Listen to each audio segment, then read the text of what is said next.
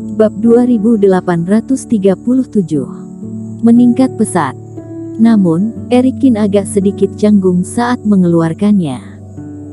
Setelah belajar banyak tentang pemurnian alat, Erikin menemukan bahwa pedang spiritual yang membuatnya merasa nyaman dengan dirinya sendiri, ternyata hanyalah sampah. Benda ini paling-paling bisa dianggap sebagai pedang spiritual peringkat kedua. Ini Erik yang memurnikannya sendiri. Dedi Fu berkata, "Iya, aku berencana untuk meningkatkan tingkat pemurnian alat selama beberapa waktu ini, dan aku masih membutuhkan banyak bantuan dari senior," Erikin berkata. Pedang spiritual peringkat kedua, mungkin ini titik awalnya, dan pedang spiritual peringkat keempat jelas tidak mampu menghadapi kultivator fase penilaian. Sepertinya di masa depan, dirinya akan sibuk. Ini sangat gampang, kalau Erik ada urusan, tanya saja langsung. Dedi Fu pun tersenyum. Selanjutnya, Dedi Fu meluangkan waktu untuk mengajari Erikin trik dan poin kunci pemurnian pedang, dan mengeluarkan beberapa slip klasik dan slip giok untuk referensi Erikin. Setelah mendengar ini, ditambah dengan pemahaman tentang dasar pemurnian alat sebelumnya, terhadap bagaimana menempa pedang spiritual, Erikin juga memiliki pemahaman baru. Di waktu berikutnya, Erikin mulai berlatih sendiri. Di lembah tempat murid Master Dedi Fu berada, secara alami terdapat api bumi, dan kualitasnya cukup bagus. Tetapi Erikin berpikir sejenak, dan tetap tidak menggunakan api ini, tetapi menggunakan api sucinya sendiri untuk melakukan pemurnian.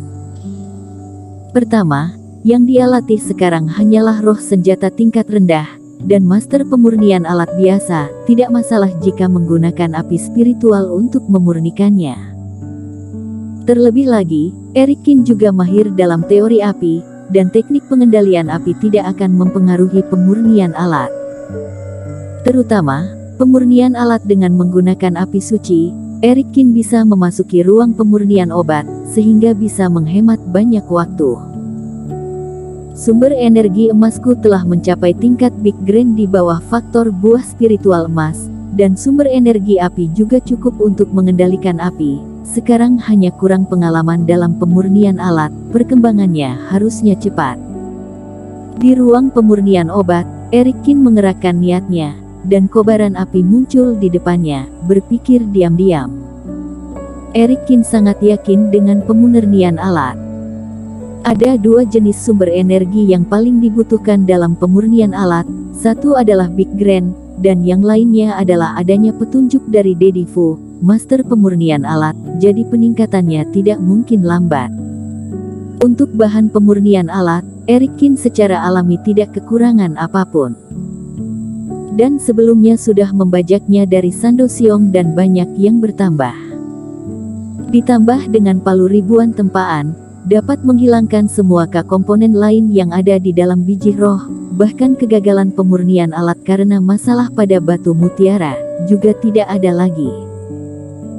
Hanya saja tidak tahu, jika kekuatan ruang pemurnian obat ini diciptakan, dan jika mengetahui seorang keturunan menggunakan tempat ini untuk pemurnian alat, tidak tahu apa reaksinya nanti. Dia tersenyum, menyingkirkan pikiran yang mengganggu ini, kemudian Erikin membenamkan dirinya ke dalam pemurnian alat. Jadi, di lembah, semua orang mulai sibuk. Erikin dan Yonardi, Yulianti sedang memurnikan roh senjata mereka masing-masing, adapun Dedi Fu duduk bersila, memilah beberapa keuntungan dan kerugian api bumi sebelumnya. Namun, di tempat setiap orang berada, ada pembagian formasi, jadi meskipun suara pemurnian alat itu tidak kecil, itu juga tidak akan mempengaruhi orang lain. Hari berlalu dengan cepat. Di ruang pemurnian obat, Erikin sudah melalui 12 hari. Saat matahari terbit di hari kedua di dunia luar, Erikin memegang pedang spiritual yang baru saja dia tempa dengan sangat puas. Seluruh tubuh berwarna merah, dan tubuh pedang memancarkan aura yang sengit dan panas. Menurut standar yang dikatakan Dedi Fu, ini harusnya bisa dianggap sebagai pedang spiritual peringkat ketiga. Butuh 10 hari untuk menaikkan satu peringkat, tampaknya tidak buruk.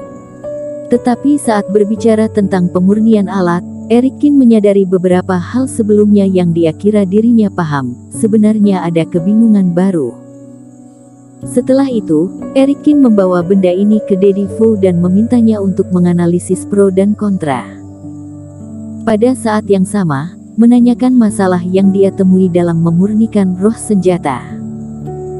Dengan siklus seperti ini, melalui pelatihan dan penyelidikan yang berkelanjutan, tingkatan pemurnian alat Erikin telah meningkat pesat. Yang mengejutkan Daddy Fu adalah, di hari pertama, Erikin telah memurnikan pedang spiritual peringkat ketiga. Ini masih tampak normal. Bagaimanapun juga, Erikin telah memurnikan pedang spiritual peringkat kedua sebelumnya, dan tampaknya telah dimurnikan sejak lama. Namun di hari ketiga, pedang yang dibawa Erikin adalah pedang spiritual peringkat keempat. Dari segi kualitas, bahkan lebih tinggi dari standar pedang abadi yang pernah dirinya lihat sebelumnya. Sampai di hari keenam, pedang spiritual ini berubah menjadi peringkat kelima. Memegang pedang spiritual yang tampak jelas berkualitas baik ini, Daddy Fu benar-benar tercengang. Jika bukan karena percaya pada karakter Erikin, jika bukan karena tekstur dan teknik pedang ini, memiliki nada yang sama seperti sebelumnya, dirinya akan ragu apakah Erikin mengeluarkannya dari tas penyimpanan, mengeluarkan sebuah pedang untuk bermain-main dengan dirinya.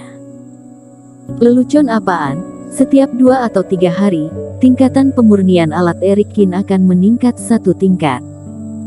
Meskipun memiliki sumber daya yang tidak habis-habisnya yang bisa digunakan, bisa terus memurnikan alat dan belajar siang dan malam. Tapi ini hanya 6 hari. Kamu ini memurnikan alat atau sedang makan dan minum? Mulut Daddy Fu berkedut hebat.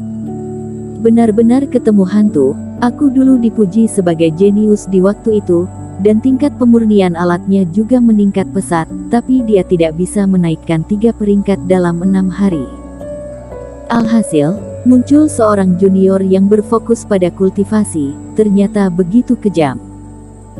Jika beri kamu waktu 60 hari lagi, jangan bilang kamu langsung memurnikan pedang abadi. Jenius, Erikin pasti seorang jenius. Setidaknya 100 kali lebih kuat dari aku. Untungnya saat itu aku menahan diri dan tidak menerima Erikin sebagai murid. Jika tidak, begini terus, murid akan segera melampaui master guru. Jadi di mana martabat dirinya sebagai seorang guru? Daddy Fu mana tahu jika Erikin memiliki ruang pemurnian obat, dan 1 hari sama dengan 12 hari. Dan juga tidak tahu sumber energi Erikin telah mencapai tingkat yang sangat menakutkan. Jadi tidak adil membandingkan dirinya di waktu muda dengan Erikin. Namun upaya dan kerja keras Erikin dalam pemurnian alat sudah cukup. Jika tidak akan ada hasil hari ini. Melihat Erikin sedang menatap dirinya, menunggu penilaian. Daddy Fu menarik napas dalam-dalam dan menekan rasa terkejut dan keluhan di hatinya.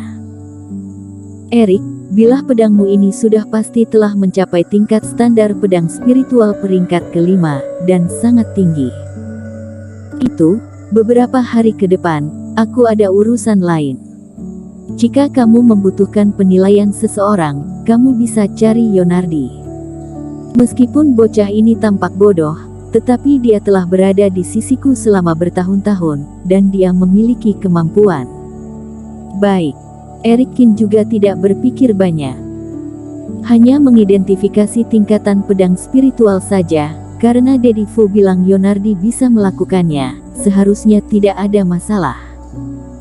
Melihat Erikin pergi, Daddy Fu juga menghela nafas. Dia tidak berbohong, dia benar-benar ada urusan, dan Erikin sepanjang hari terus meningkatkan diri. Tekanan terhadap dirinya sangat besar, dan sekarang dia mulai ragu apakah dirinya seorang jenius. Pukulan ini kebetulan bisa membiarkan murid bodohnya merasakannya juga, agar tidak merasa dirinya hebat sepanjang hari. Dengan lambaian tangan, Daddy Fu menyebar lingkaran Reiki di sekelilingnya, formasi spiritual terbuka, dan dia memasuki keadaan bertapa. Dan sampai di hari ke-9, Eric Kin sedang mengerjakan pemurnian alat, tiba-tiba merasakan ada orang yang mendekati tirai cahaya formasi. "Senior Kin, apa kamu masih memurnikan alat?" Sebelum Master Guru bertapa, dia memintaku untuk mengawasi, tidak tahu apakah sekarang membutuhkannya. Sebuah suara terdengar, ternyata Yonardi berdiri di luar formasi spiritual. Setelah Yonardi menerima transmisi suara, dia selalu siap sedia. Alhasil hampir 3 hari tidak ada kabar dari Eric Kin, maka dia pun berinisiatif untuk datang dan melihat. Bersambung.